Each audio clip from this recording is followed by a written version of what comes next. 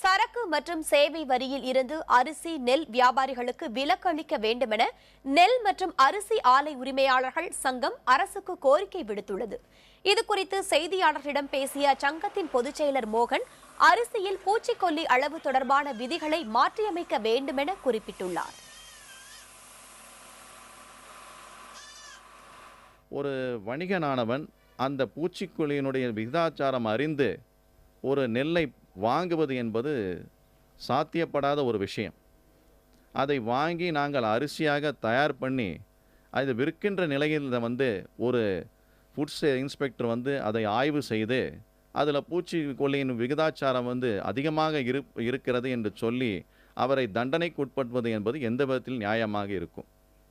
இது வேளாண்மை துறை என்ன செய்ய வேண்டும் என்று சொன்னால், விவசாயிகள் மத்தியிலேயே அந்த பூச்சிக்கொல்லி மருந்து இந்த அளவுக்கு தான் தெளிக்கப்பட வேண்டும் என்ற அறிவுறுத்தலை அவர்கள் நிச்சயமாக கொண்டு வர வேண்டும்.